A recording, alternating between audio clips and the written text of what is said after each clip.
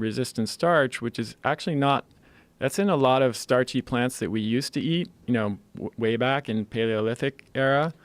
And some traditional hunter-gatherers still do. But resistant starch these days can be found in certain types of starches that have been cooked and cooled, like potatoes or lentils. Some people now are supplementing with resistant starch, or they're eating like green unripe bananas, unripe plantains. What do those do? Because they're unripe, the starch is resistant. As they ripen, the starch, it becomes just regular starch. So how do you cook those? Like if you wanted to cook a green banana? Green plantain, you can slice them and then dehydrate them, and you make them into chips. Oh. Or you can even buy plantain chips now at some health food stores. So if you buy plantain chips, that's what you're getting? You're getting dehydrated? You're getting some resistant starch there. Ah, interesting. Yeah. Or you can bake a white potato, for example, and then let it cool. And that cooling process is what forms the resistant starch. And this is what's really interesting. Most people think of potatoes as something that would spike their blood sugar because they have a lot of carbohydrate. But when you cook and cool the potato, it won't have that effect because the resistant starch, you can't absorb and break that into glucose. Whoa. So when you cool a potato, it's better for you? Yeah. So like a cold potato salad would actually not have the same effect on your blood sugar as eating a warm baked potato that you just cooked. Wow. That's In fact, crazy. Have you heard of the potato hack? No. This is probably the most effective diet that I've ever come across for weight loss. And this is what I use in my practice with patients when like nothing else has worked, or if someone's super motivated and just wants to make progress quickly. A guy named Tim Steele introduced me to this, and it was he has sent me some books that he found in the 1880s that reference this diet. So this is old school. And what you do is you basically eat nothing but potatoes, but you don't.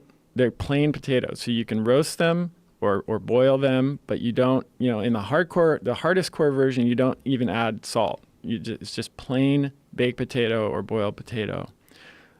Certainly no butter, chives, sour cream, bacon, because that increases the reward value, as we were talking about earlier. Right. The more variety there is, the more rewarding a food is. Okay. So you just eat potatoes, and there are different variations or different ways of doing it. You can do it for maybe just 3 days a week, and then you can do your normal diet, the other 4 days a week. Tim talks about a variation called potatoes by day, which means you just eat potatoes for breakfast and for lunch, and then you eat a normal dinner. But in my clinic and from Tim's experience working with a lot of people, most people will lose an average of a half pound a day. And I think there are a few things happening here and why it works. Number one, it's totally playing towards these mechanisms that we talked about before, the reward value of food, which is called the hedonic system, that drives our food craving and preferences. And just let's do a thought experiment. If you have 2 plates of food, and on one plate you have a steamed potato with no salt or butter or fat of any kind, and on this plate on the right you got a bag of potato chips or just a plate of potato chips, which one are you going to eat less of? I mean, goes Clearly, without saying, yeah. right? You're only going to eat the potato when you're hungry, and you're not going to eat probably a bite more than you're hungry for. Whereas the potato chips, all bets are off, for most people. And so what happens is when you do the potato diet, you get a spontaneous calorie reduction. And by spontaneous, I mean not voluntary. You're setting out to say, okay, I'm only going to eat 1,000 calories today. You're saying, I'm going to eat as many potatoes as I want to satiate my hunger. But just by definition, because of how our brain works, you're going to eat less than you would typically. So that's one thing. You get a reduction in calorie intake. The second thing is that when you cook the potato, most people, the way they do this diet is they'll just cook all the potatoes that they need for the week on Sunday to make it easy, so they don't have to cook the potato every time they sit down to eat. So they cook the potatoes and then they let them cool. And so then each time you can still heat them back up, but they now have a lot of resistant starch. Even if you heat them back up? Even if you heat them back up. And here's what's really cool about it. If you heat them up, and cool them again, each cooling cycle forms more resistant starch. So that by the end of the week, if you're heating all of the potatoes back up and then cooling them again each time, you're going to have a potato that's mostly resistant starch, which means it will have zero impact on your blood sugar, and it will be like a feast for your beneficial gut microbiome. Wow. And that's another reason this diet probably works. You know all about the studies correlating disrupted gut microbiome with obesity and diabetes. Yeah. And so you're basically, the way I tell patients is you're basically going on an all-fiber diet. And you got to eat the skin too. You can eat the skin. You should eat the skin, shouldn't you? Yeah. Yeah.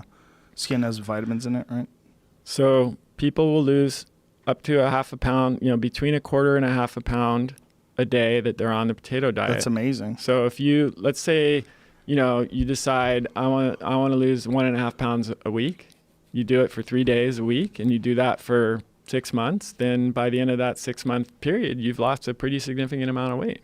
If you can keep that up. If you can keep it up. The blandness of it. Yeah. That's another fascinating aspect about diet is like how much of our life we're willing to forego health, happiness, all these different things just for some simple mouth pleasure for a few moments. Yeah. I mean, if you think about a pizza that you would eat, how long are you going to eat it for? 20 minutes? 20 minutes out of a 24-hour day, and you're going to feel like shit for at least an hour or two afterwards. If you try to do anything like physical, it's going to be more than 2 hours before Definitely. you can. If you really want to go to the gym or you want to go for a run, And look, I'm not saying I think everyone should do this. I think food should be pleasurable. And I think, the way I eat, for example, I love the foods that I eat. It's